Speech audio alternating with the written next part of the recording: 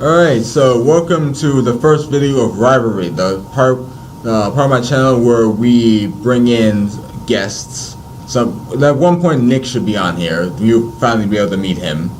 But our first guest of all time will be Juan Martinez, my ITA instructor. Hi everybody. And oh my gosh, this is the third time we've done this video. 3 times to make a video. It's like I have no problem doing retakes, but when we've actually done it perfectly, and like technical difficulties are keeping us from doing it, it's like, why are you so mean to me? Technology, what have I done to you? I don't know. Okay, like, alright. Today we're going to be talking about Age of Ultron. Yes. And what did you say in the last video before we got interrupted? You mean on the previous 2? Alright, that to me, I thought Age of Ultron was an incredibly fun movie. It was very well made. But to me, the Avengers shine sort of wore off because a lot of things seem to be very similar to the previous one. And I think we could have gone differently in some of those. But still a very good movie. Are you getting tired of saying that over and over again? Maybe. Sometime, maybe. Okay, well, like I said before, twice. Like the main part of the Avengers shine was the fact that before then people thought you couldn't do this. Like 5 heroes altogether. That's even worse than doing Spider-Man 3. Like, you got too many people, you can't focus on them all. I mean, there was one Avengers movie that was British. I never saw that. Didn't know about it until like a few weeks ago. Did you know that? No, there's a British version of the Avengers. No. I want the accents. It came out, I think, a long time before this Avengers movie. And then there was another one called The Avengers that had nothing to do with Marvel at all. Which one was that? I don't know. It was kind of like a spy movie. Okay, I may have heard of that one. I just didn't see it. I think it was like in the 80s, maybe, or something. Okay. Or maybe it's not. I don't know. Like, if you want to know, look up Nostalgia Critic, The Avengers. He reviewed it, so that's where I know from. Okay. So the main shot was the fact that like you could have comic book movies, but you couldn't bring all these people together and still focus on them all. There would be some people who didn't have enough focus. And technically Hawkeye didn't have the most focus in the movie. Like, he has a lot more focus in this movie than he does in the first Avengers. I mean, like, in the Hawkeye, basically all he was there to do was become brainwashed and like fight for Loki for the main majority of the film, and then like shoot arrows at things. It's true. He was still a great villain. I liked him as a zombie villain. He was great. He brought down freaking S.H.I.E.L.D. He's awesome. In this one, I would consider him more like the heart of the team of the Avengers now. Yeah. Because he's the one that brings them to his home. He has a home, by the way. Yes. Like those people who thought he didn't have a home, he has a home. He has a home. He has a wife and kid. Family. It's like one of the greatest reveals. I loved it. Yeah. And I loved how he brought the team together after they had been defeated for a while there. I had their spirits basically broken by like their visions. Yes, it's true. And sort of helps rebuild them back. And his wife had some of the best lines, I thought, on the whole dialogue thing. No, and like the thing about the movie is, at first you're like okay, it's funny, it's there, you're like, okay, it's still surface level, it's not really deep, and you expect it to be deep considering the trailers, and then like a little bit after that, you're thinking, oh, okay, this is getting deeper. Like when Thor's if you somehow have not read the title, this video is going to be spoilers. So you haven't seen the movie, or you just don't care, don't watch this video. That warning is a little too late after the Hawkeye thing, but alright, moving on, I'm sorry, I didn't get the warning. It's not really too late, because I said it goes in depth, and you just said they just going to do the same, but yeah. Okay. Alright, cool, okay. So like in this one Thor's vision, in Thor's vision, he gets visions of like Is it Asgard? It's Asgard. It's the Asgard Council. Heimdall. Remember that last movie? Odin is dead. Loki is now king, and who the hell knows what he's done to Asgard? He's probably made it to his personal plaything. Yeah. And so it's foreshadowing for Ragnarok, and yes. And I'm not entirely sure what Captain America was doing. Oh, his thing was I know what it was. I just can't remember what they were going for with it. Since Scarlet Witch could tell that Captain America would not be the same without war. He needs war to keep going so that he can be what he wants to be. Oh yeah, and he's useless in times of peace. Is basically his thing. Yeah, very much. And Black Widow was in depth. Like, matter of fact, speaking of Black Widow, I'm going to be very upfront and say, all you feminazis, like, no, I'm not gonna call you feminists because you're not feminists. You bring shame to feminists, and you're gonna hate me. Go ahead, because I'm not going anywhere. Like, all you real feminists who actually don't do so like this and are rationally thinking, I'm sorry that you have to deal with the feminazis and that you're put in jail instead of them. Because feminazis, they need you. They need you in places where they're doing their protests. I mean, because if you're there, you'll go to jail. They won't. So, okay. But like, I'll get to my point. Okay. Sorry. So I heard that Joss Whedon was getting crap on the movie for portraying Black Widow as sexist in the meeting because he put her as the love interest and as the damsel in distress, and those are wrong. Those two things are blatantly wrong because of the fact that if anything, Bruce is a love interest in this. Because like they basically swapped the gender roles in this, and you should be loving this because like normally in something like this, the guy is the one who's doing the aggressive flirting, and the girl is the one who's not really sure how to handle it and is denying it and is shy, blah blah blah. Like, but this one is reversed. Black Widow is the one who's doing the aggressive flirting, and then Bruce is the one who's shy, and and then it even hammers the point home that even more that Bruce is the one who's the love interest when after Black Widow leaves the bar and Bruce and Cap have a talk. He even states that, oh no, I've seen her, and he's seen her. So you're flirt up close. Yeah. And that's not what it looks like. Yeah. It's true. And like the damsel in distress thing, like, okay, yeah, she got captured, and when I first saw it, I'm like, okay, they're going with early 2000s cliches, aren't they? But they didn't do that. As I thought about it hard, I'm thinking, no wait, she could have escaped at any time. I mean, yeah, she really could have, and she didn't because of Bruce. I mean, Bruce is the damsel in distress because he needs to be saved from himself, and that's what she's trying to do. I mean, you look at the beginning, that Thor, the god of poor timing, is like the gates of hell are filled with the screams of his victims, which you can guess didn't make Bruce feel good. So, and he's constantly at war with the whole thing because he's afraid of hurting someone. Right. And him saving Black Widow would make him feel better. So that's why she stayed there for wait for him to save her. So yeah, it's like like this is like I'm bringing women up to a new level and the fact that and her vision even brings in more depth to her character. Oh yeah, definitely. And the fact that she's infertile, which actually is something that happened in the comics. She got the super serum the cat got, and it made her unable to give birth. Oh, okay. Though in this movie she had some type of ceremony graduation thing that kept her from giving birth. It's the last step for her to becoming the killer that she was meant to be. Yeah. So sterilize her. She can't have children. No attachments. And it's like Bruce and her have a conversation about. Well, like Bruce is like, I can't have a family probably because his thing is most probably glowing with radiations, and thus the thing he needs to. Well, the way they implied it in the Incredible Hulk, it's like if he tries to have children, he'll get too excited and become the Hulk, and who knows who's gonna get hurt at that point. Well, I'm not entirely sure the Incredible Hulk is part of the Marvel Cinematic Universe, though. Why not? Well, because was like you're right there. Why not? I'm just saying I'm not sure because I haven't gotten confirmation of that. I mean, like okay. I know Hulk isn't. So and the Incredible. I mean, I'm pretty sure Marvel Cinematic Universe started with Iron Man, so that's why I'm thinking maybe those two Hulk movies aren't there, especially since Mark Ruffalo playing the Hulk and not Edward Norton.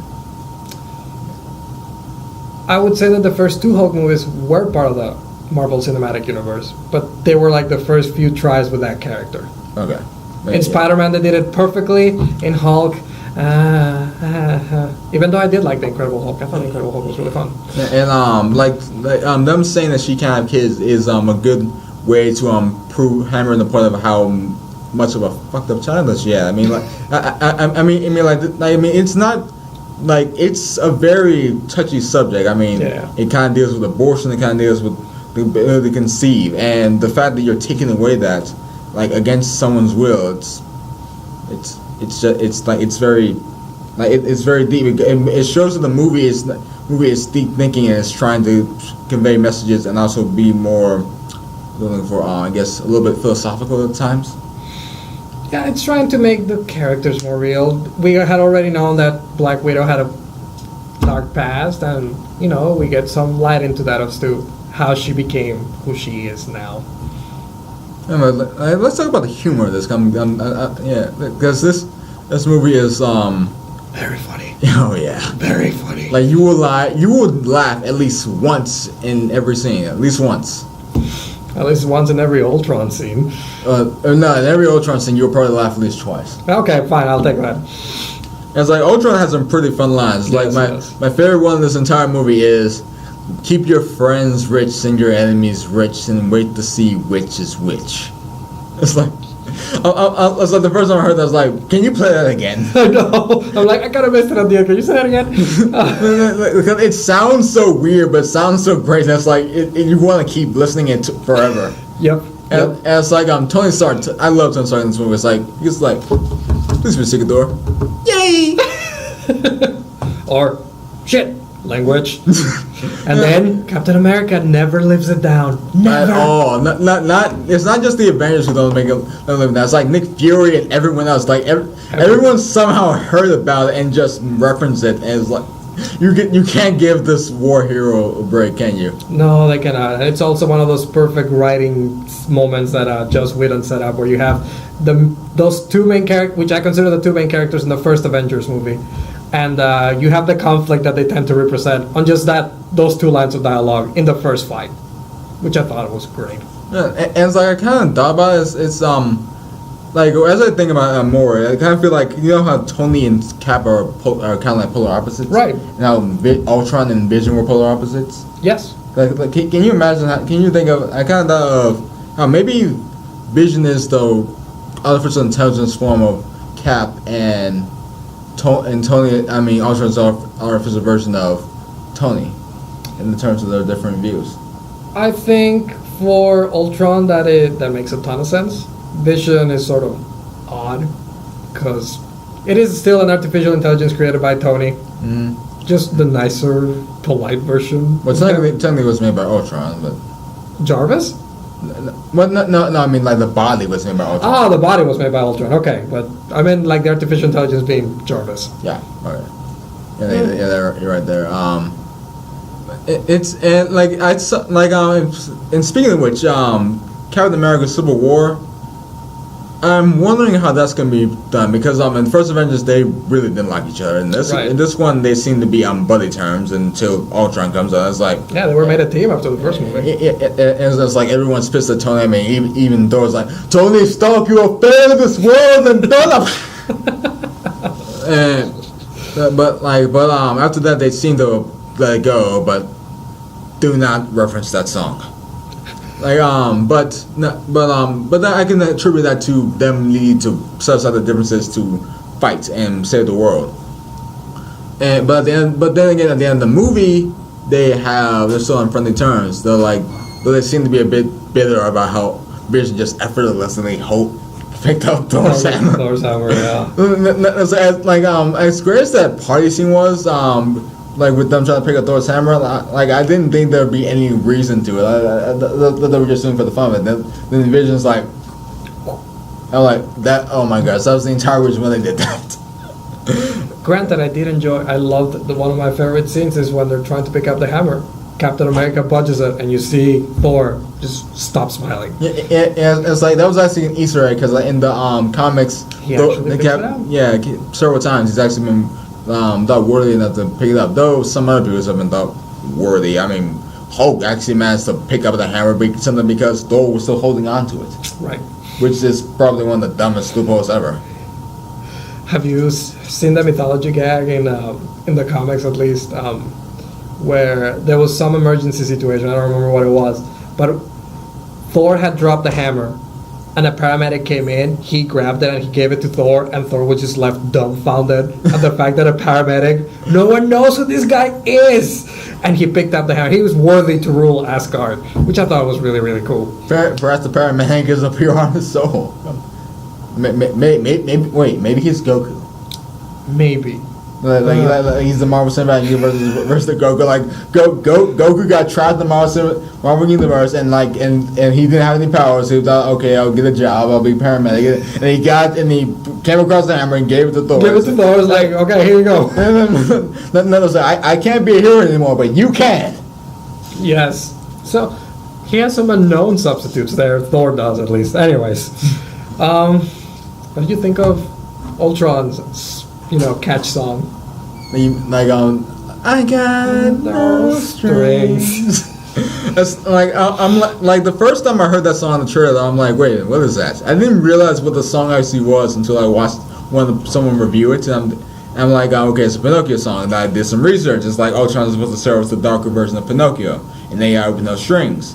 And then after that, I looked up the actual original song, and I'm thinking, what a messed up rendition. This is a happy song. It's a happy song. It's not just happy. It's ridiculous. It's so cheesily ridiculous. Like, I got no strings to hold me down. It's like, I'm like, how did you manage to do this with this song? It's like it's so happy. It's like I don't understand how you can manage it. But I love when movies do that. It's like all right, here's a song that shouldn't go with this scene, but it does. But it does. But very creepy, awesome rendition of that song. You gotta admit, the only time it was creepy was when Ultron didn't sing it. Because when Ultron sings it's very different because of the fact that he has a deep voice and the singer has kind of a high voice. At first, I couldn't even recognize that he was singing. It's like, what is he doing there? I don't even know what he's saying. He got no strings. But yeah. And there's also the fact that Ultron didn't sound like the way he did in the trailer. I mean, in the trailers he was like, "I'm gonna tear you apart." Very deep voice. Very deep voice. Like very slow, very low voice, and it's like this one it's still deep, but it kind of sounds like a regular human speaking. Right. A very fun human. Yeah, very fun. Like with a surprising sense of humor. A very, very evil being that was just born a few weeks ago. And affably evil. And spent 2 minutes on the internet and decided humanity needs to be destroyed. Yes. And it's like Ultron has very fun lines. It's like it's like the most versatile substance on the planet. They use it to build a frisbee. Yes. Or it's like Tony Stark asks him what the vibranium is for. And he says, "Oh yeah, I just wanted to sign to discuss my new plan."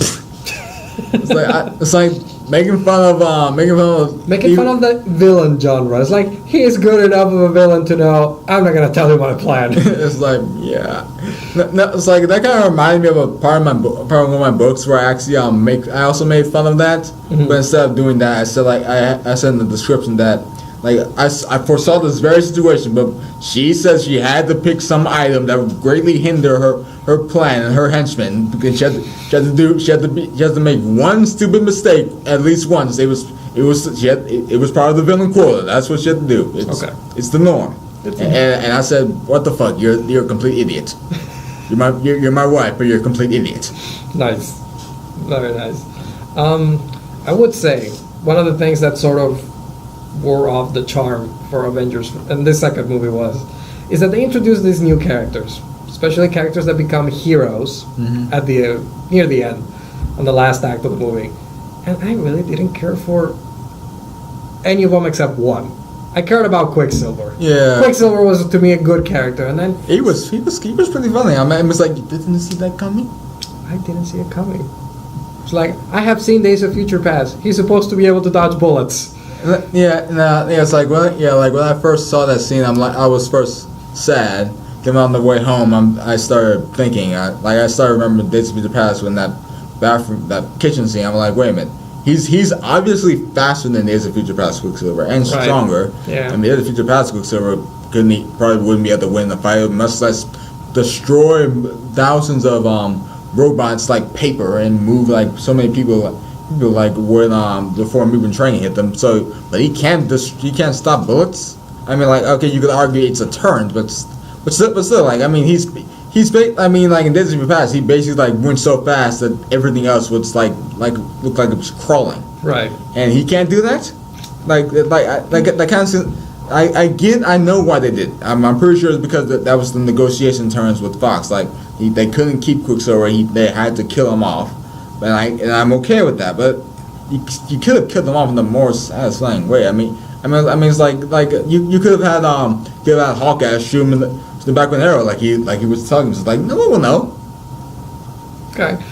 Or you could just like had Ultron fly around while thought he was safe and shoot him in the back. That would have been fine. That would have worked. But like if he has the time, more than time to move these bullets out of the way, it's like no, but it kind of feels a bit forced. To me, it was more along the lines of his powers weren't really defined between the two movies. We didn't know what were the real rules for Quicksilver, and so you get this sort of mismatched ending. Yeah, well, like there was one part of his powers that was defined, overpowered. Like for some reason, every speed character I've seen lately is overpowered. I'm thinking, okay, speed does not equal you can just pretty much destroy everything. Right. I mean, okay, yeah, speed will give you a lot more strength, but like speed requires muscles. Then you don't have the muscles, then it's not going to help that much. I mean, like you need super strength for super speed. Yeah, it's like super strength versus super speed. I'm pretty sure super strength will win. I mean, as long as super strength gets easy, it's a lucky hit. Yeah. If Quicksilver wins against the Hulk, I'm pretty sure Hulk will do what he did to Loki. Right. It's like puny man. Good God. It's like a speed character. It's like okay, if they have super strength too, then I can get it. Mm-hmm. But he doesn't have super strength, so and characters like this, like Flash, like they showed in Injustice: Gods Among Us, all you need is well placed bomb or a kick or something, a lucky hit, and they're incapacitated. I mean, even in the movie they address it. I mean, like Captain America gets one lucky shot and he's down, not for the count, but for a little bit. He's dazed and he doesn't know what happened. Right. Yeah, it's true.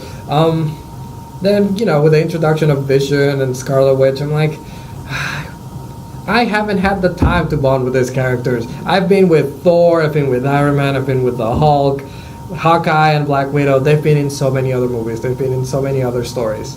And suddenly comes the Petrikovs, siblings, and Vision. So the first thing off is I didn't see the Vision reveal because I actually was in the bathroom when it happened.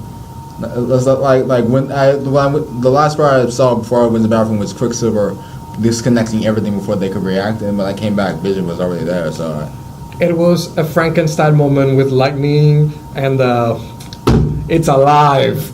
Did they actually say it's alive? No, they didn't say it's alive. I will say it in my mind. It's alive!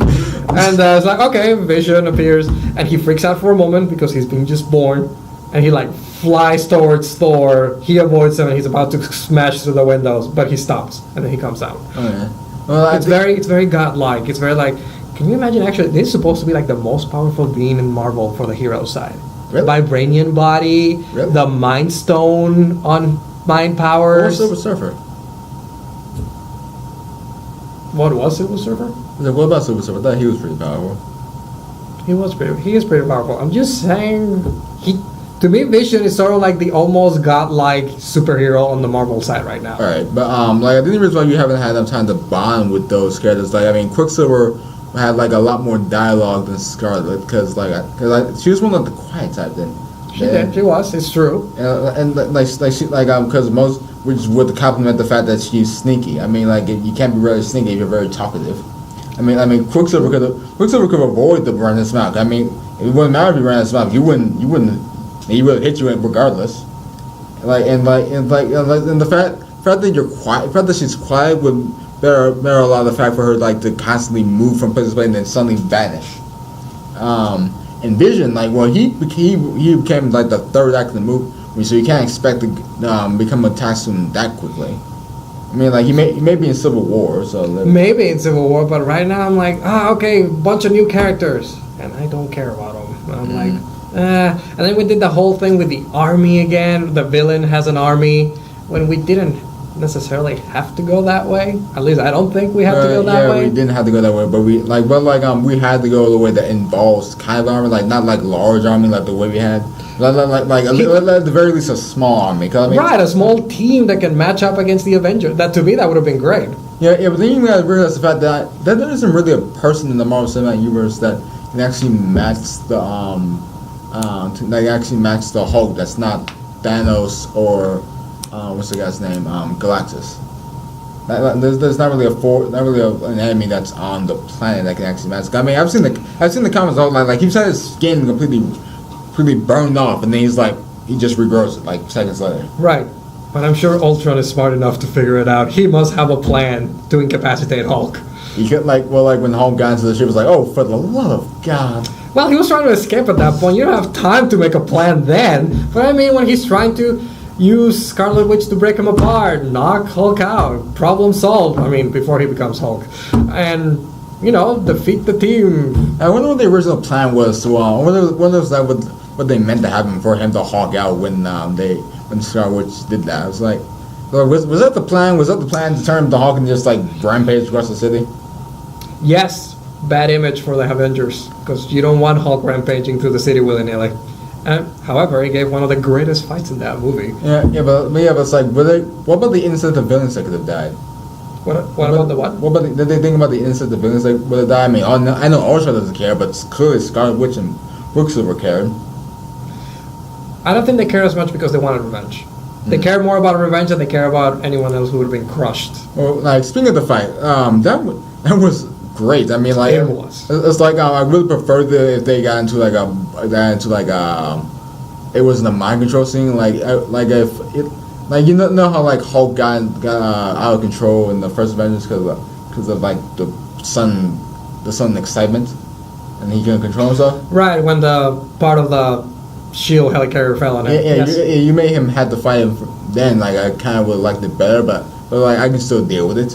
Mm-hmm. I mean, there's one part is like, I'm sorry.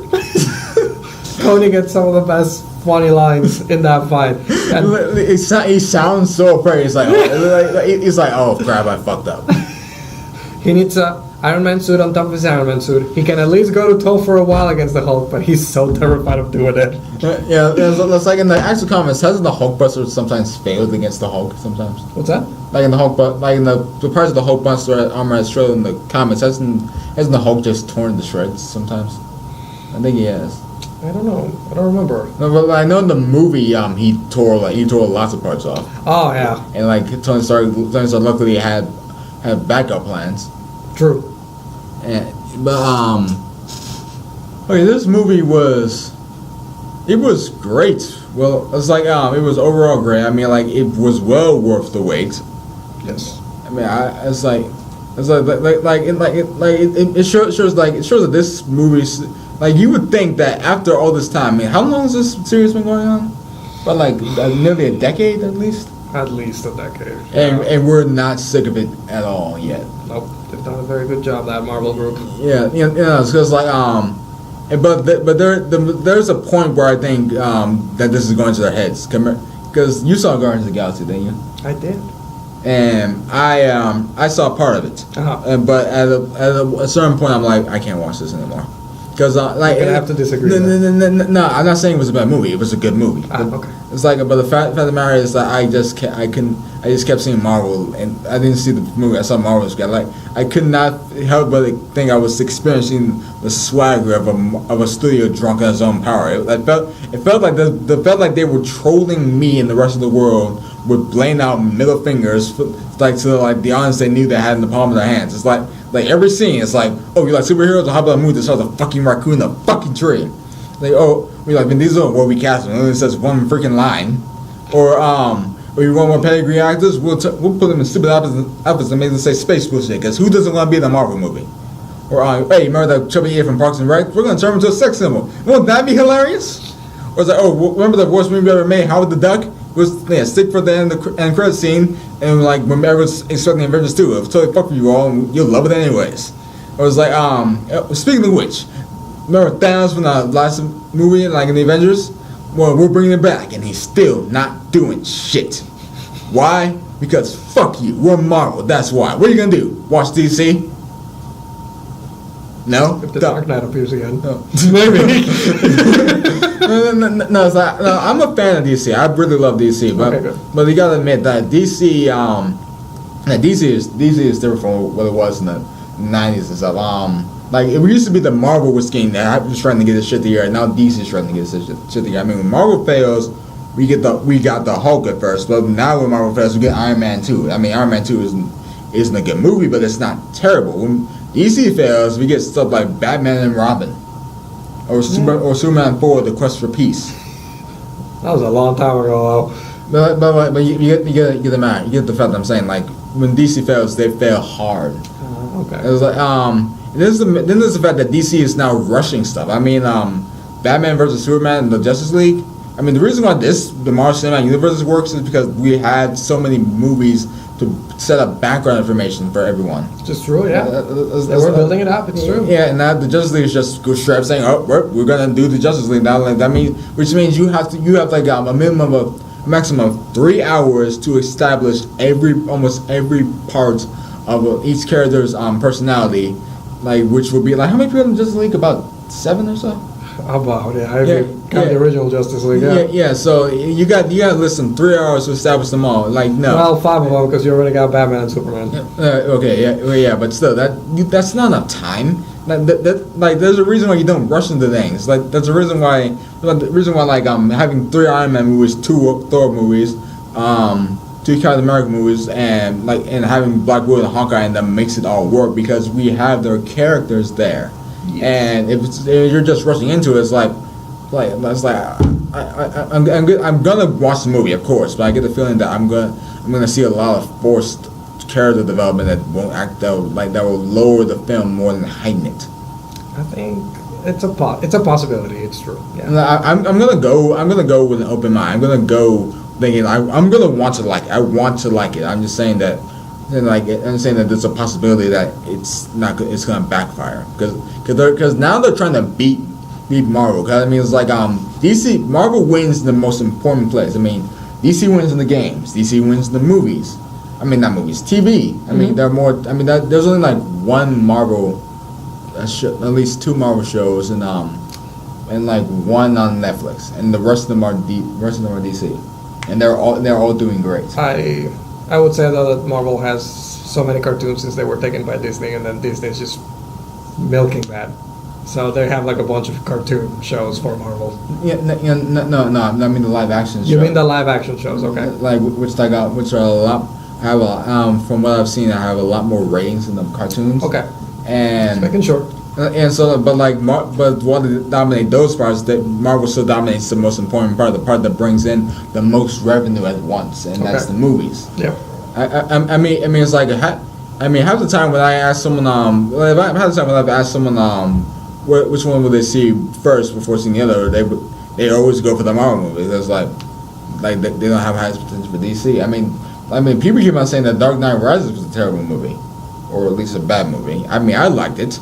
But I thought it was okay. Yeah, it wasn't a Dark Knight, but it was good. Mm-hmm. And some people would hate Man of Steel. I mean, I don't love it, and I don't hate it either. I think it was a good thing. I would think it was a realistic portrayal of how this godlike being fighting another godlike being would end up. Mm-hmm. Though they could have done it in a better way. They could have made it in a way that Superman would have had a choice to go to a better way that was like to have Superman try to fly away and have Zod somehow and throw him into the city, and then showing that he can't get away. That was a better way instead of just like him rushing at him and bring the fight to the people he swore to protect. Mm-hmm. But it's like so. Basically, just you like the part of the reason why all this works is because you build it all up piece by piece by piece, and you're still building it all up. Because this thing won't end until like I think maybe 2028. They got movies planned up to 2028. I think that's when it finally. Really? Yeah, I think that's when it finally ends. Like, wow. Okay, it might not be 28, but it's 2000. It's in the 2020s. It is in 2020. It's getting close to 2020 because they want to make the 2 Infinity Wars movies. Avengers.